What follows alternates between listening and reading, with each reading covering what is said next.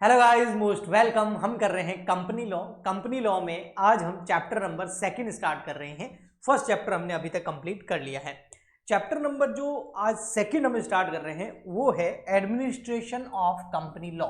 यानी कि जो कंपनी लॉ है उसके अंदर जो पार्टीज होती है, जिसके अंदर अधिकतर कंपनीज होती है, अदर पार्टीज हो सकती है, उनमें अगर कोई भी सिविल डिस्प्यूट हो जाए तो भैया उसका सॉल्यूशन कहाँ मिलेगा? वो उस कॉन्फ्लिक्ट जो भी हुआ है, वाद विवाद जो हुआ है, वो कहाँ जाके निपटाएंगे, रिजोल्यूशन उसका कहाँ होगा, वो हम समझेंगे इस चैप्टर के अंदर। तो आज हम चैप्टर नंबर 2 का लेक्चर नंबर 1 पढ़ रहे हैं, ठीक है। ओके, इसके अंदर हमें क्या पढ़ना होता है तो देखिए, हम इसको पढ़ने से पहले थोड़ा सा चीज़ हमको वैसे भी नॉर्मली पता ही होता है कि अगर कोई भी वाद विवाद या कोई भी केस हो जाता है तो, या भी कोई भी कॉन्फ्लिक्ट हो जाता है, कोई लड़ाई झगड़ा हो जाता है, तो उसका सॉल्यूशन करने के लिए हमारा जो जुडिशियल सिस्टम है उसके बारे में हर इंसान को ये तो जानकारी है ही कि भाई सबसे पहले हम जाते हैं लोअर कोर्ट के अंदर, ठीक है। उसके ऊपर फिर होता है हमारा हाई कोर्ट, और हाई कोर्ट के ऊपर भी होता है फिर हमारा सुप्रीम कोर्ट। ये सिस्टम होता है ना कि हम केस फाइल करते हैं लोअर कोर्ट के अंदर। लोअर कोर्ट का जो भी डिसीजन आता है उसमें से जो दो पार्टीज हैं जो जिनके बीच कॉन्फ्लिक्ट हुआ है, अगर वो लोअर कोर्ट के डिसीजन से सेटिस्फाइड नहीं है तो फिर वो हाई कोर्ट में अपील करती है। फिर हाई कोर्ट में वो केस की पूरी चलती है। हाई कोर्ट के अंदर जो डिसीजन आता है उससे अगर दोनों में से कोई भी पार्टी सेटिस्फाइड नहीं होती है तो फिर सुप्रीम कोर्ट में जाते हैं, और सुप्रीम कोर्ट का डिसीजन जो है वो फाइनल डिसीजन होता है, वो मानना ही पड़ता है। आपको पता है, ठीक है। तो ये जो सिस्टम है ये नॉर्मली जो जुडिशियल सिस्टम है। अब जुडिशियल सिस्टम जैसा ही एक सिस्टम बना दिया गया कंपनी लॉ के अंदर। ओके, अब वो क्वेसी जिसको बोलते हैं वो लॉ है, यानी कि ये इसका पार्ट तो नहीं है जो हम पढ़ेंगे, लेकिन इसके जैसा है, सिमिलर है इसके। तो कंपनी लॉ के वाद विवाद को निपटाने के लिए क्या किया गया कि भैया जो लोअर कोर्ट था ना, उसके जैसा ही एक कोर्ट बना दिया गया जिसको बोला गया आपका NCLT। NCLT यानी कि national company law. Company law तो है ही, CL मतलब कंपनी लॉ, नेशनल एन मतलब national company law tribunal. Tribunal मतलब वही कोर्ट, कोर्ट का एक और वर्ड है ट्रिब्यूनल, ठीक है। तो ये बना दिया गया, ये लोअर कोर्ट का पार्ट नहीं है लेकिन उसके सिमिलर है। ओके जी, ठीक है। और इसमें केस करते हैं, अगर इसमें जो केस करते हैं दो पार्टीज, दो कंपनीज के बीच में जो डिस्प्यूट हुआ, इसमें केस फाइल कर दिया, ये लोअर कोर्ट जैसा है तो लोअर ट्रिब्यूनल बोलते हैं, national company law tribunal. Okay जी, अब इसमें आपने केस फाइल कर दिया, यहाँ का डिसीजन आ गया। अब इससे अगर जो भी दो पार्टीज है वो सेटिस्फाइड नहीं है तो वो फिर इससे ऊपर जाएगी, यानी कि हाई कोर्ट में। तो हाई कोर्ट के सिमिलर कंपनी लॉ के अंदर जो ट्रिब्यूनल बनाया गया है उसको बोला गया है नेशनल कंपनी लॉ, ये NCL पूरा लिखा, एपिलेट ट्रिब्यूनल, मतलब इस ट्रिब्यूनल से ऊपर वाला, इससे ऊपर अथॉरिटी वाला, ठीक है। तो एपिलेट ट्रिब्यूनल, ओके। और इसमें अगर पार्टीज का जो डिसीजन आया, इस ट्रिब्यूनल ने जो डिसीजन दिया है उससे भी सेटिस्फाइड नहीं है तो फिर हमारा सुप्रीम कोर्ट में जाते हैं। तो सुप्रीम कोर्ट तो सिमिलर ही है, ये भी सिमिलर ही है, ये भी सिमिलर ही है, लेकिन ये इसका पार्ट नहीं है। ओके, इसीलिए आगे वर्ड भी आएगा कि ये जो होता है जुडिशियल बॉडी जो होती है ये क्वेसी जुडिशियल बॉडी है। कैसी है? जो NCLT और NCLAT है ना, वो कैसी है? Quasi judicial body. और ये रेगुलेट किसको करती है, रिसॉल्व किसको करती है? सिविल कॉर्पोरेट डिस्प्यूट्स को। यानी कि ये इसके सिमिलर तो है लेकिन हाई कोर्ट और लोअर कोर्ट का ये दोनों पार्ट नहीं है, इसी को बोला जाता है क्वेसी जुडिशियल बॉडी। तो ये समझ में आ गया, ओके।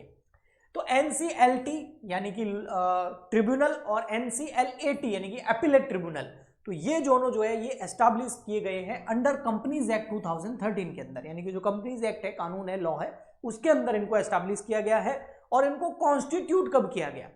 भाई ये कॉन्सेप्ट आ तो गया था कंपनीज एक्ट 2013 में जो अप्लाई हो गया 1 अप्रैल 2014 को, बट कॉन्स्टिट्यूट मतलब इसमें मेंबर है ना अपॉइंट करने पड़ेंगे, जो चेयरपर्सन है उसको अपॉइंट करना पड़ेगा। वो कब किया गया? तो इसको कॉन्स्टिट्यूट किया गया 1 जून 2016 में। तो ये डेट आप याद रखना। अब क्या देखो, the power derived from article 247। अच्छा, ये पावर कौन, हमारा जो कॉन्स्टिट्यूशन ऑफ इंडिया है, भारत का जो संविधान है, वो आर्टिकल नंबर 247 ये कंपनीज एक्ट को पावर देता है कि भाई आप ऐसा बना सकते हो, क्वेसी जुडिशियल बॉडी बना सकते हो। ओके, NCLT यानी कि ट्रिब्यूनल और NCLAT यानी कि appellate tribunal, both are follow the code of civil procedure. Civil procedure का जो भी कोड है उसको फॉलो करेंगे, and rules form by central government. तो दो चीजों को फॉलो करेंगे, सिविल प्रोसीजर को, जो सिविल प्रोसीजर उसको फॉलो किया जाएगा, और जो भी गवर्नमेंट, सेंट्रल गवर्नमेंट, सीजी का मतलब यहाँ पर क्या है, मैंने शॉर्ट फॉर्म लिखा है सेंट्रल गवर्नमेंट, तो सेंट्रल गवर्नमेंट जो भी रूल फॉर्म करेगी उसको भी ये क्या करेंगे, फॉलो करेंगे। ओके जी।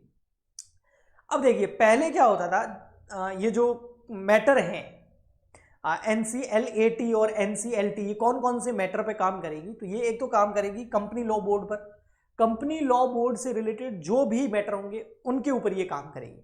दूसरा काम करेगी BIFR, अब आप बोलोगे ये क्या है, board of industrial financial reconstruction, मैं आपको लिखा देता हूं क्या है, board of industrial financial reconstruction, याद रहेगा ना।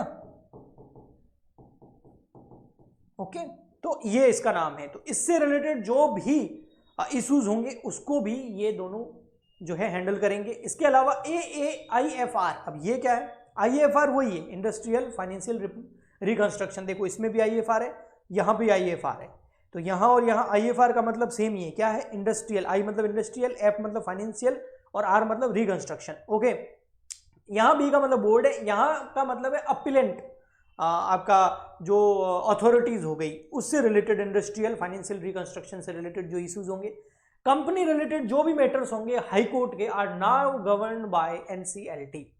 तो CLB, BIFR, AIFR और कंपनी लॉ से रिलेटेड जो हाई कोर्ट में पहले मैटर चलते थे, अब वो सारे के सारे मैटर जो है कौन हैंडल करेगा, हमारा NCLT। कब से, 1 जून 2016 से, है ना।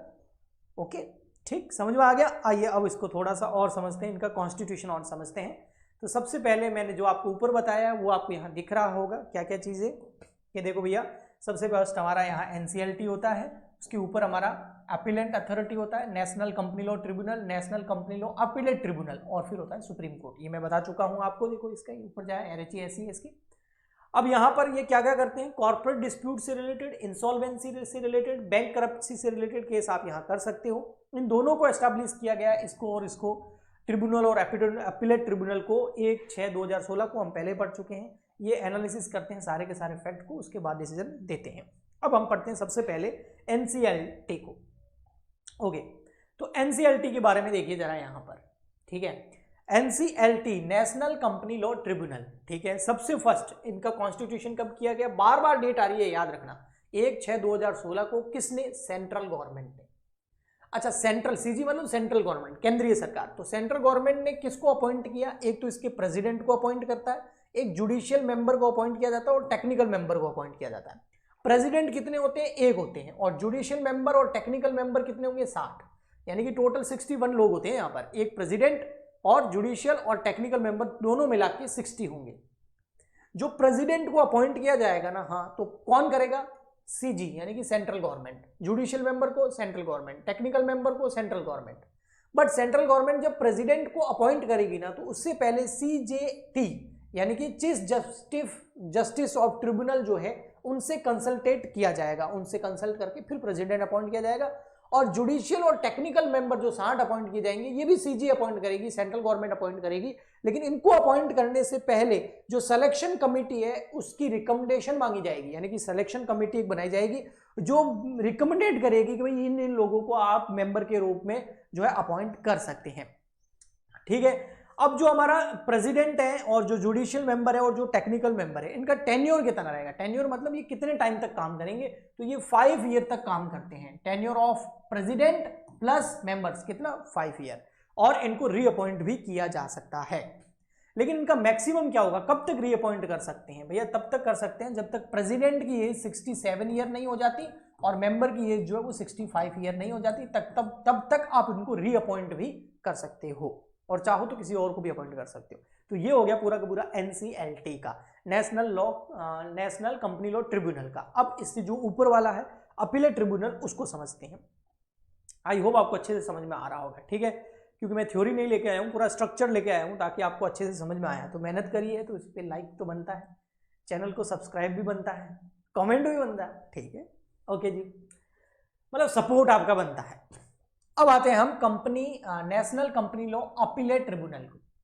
अब इसमें क्या है, इसको भी कॉन्स्टिट्यूट किसने किया, सेंट्रल गवर्नमेंट ने, कब, 1/6/2016 को। ओके, अब ये जो अपीलेट ट्रिब्यूनल है, हाँ, ये जो हमारा NCLT यानी कि जो ट्रिब्यूनल था उसके जो केसेस हैं जिससे कोई अगर पार्टी सेटिस्फाइड नहीं हुई है वो यहां पर क्या करेगा, आके केस फाइल करेगा। तो it hold appellate judicial over the case judged bye NCLT, यानी जो ट्रिब्यूनल अभी हमने पहले पढ़ा ना, जो लोअर कोर्ट हो गया, उसके केसेस को ये जज कर सकता है। ओके जी, क्योंकि उसके ऊपर है। ओके, अब इसमें सेंट्रल गवर्नमेंट किस किस को अपॉइंट करेगा, एक चेयरपर्सन ने और जुडिशियल और टेक्निकल मेंबर 11 है, तो टोटल यहां होंगे 12। वहां पर 1 और 60 थे, यहां पर 1 और 11 है। ओके, अब यहां जो चेयरपर्सन होगा वो 1 होगा, जुडिशियल मेंबर और टेक्निकल मेंबर मिलाकर के 11 होंगे, और जो चेयरपर्सन है वो आपको पता ही है CJT की कंसल्टेशन, उनसे कंसल्ट करके फिर अपॉइंट किया जाएगा, और मेंबर जो है उसका सिलेक्शन जब हम करेंगे तो सिलेक्शन कमिटी से रिकमेंडेशन भी जरूर मांगेंगे। ओके जी, टेन्योर जो है यहाँ पर मेंबर प्लस आपका चेयरपर्सन, जो चेयरपर्सन है और मेंबर है, इन दोनों ही चेयरपर्सन और मेंबर दोनों का ही टेन्योर कितना होगा, 5 ईयर का होगा। उसके बाद में इनको वापस वही रीअपॉइंट किया जा सकता है, बट यहाँ पर जो मैक्सिमम एज है वो चेयरपर्सन की जो है वो 70 ईयर है, जबकि मेंबर्स की जो है वो 67 ईयर है। तो वहां 67 और 65 था, यहाँ 70 और 67 है, तो याद रहेगा आपको। ठीक है जी, हो गया आगे अच्छे से समझ में। तो ओवरऑल मैंने पूरा जो चैप्टर है वो अच्छे से आपको एक्सप्लेन किया है। आई होप आपको अच्छे से समझ में भी आया होगा।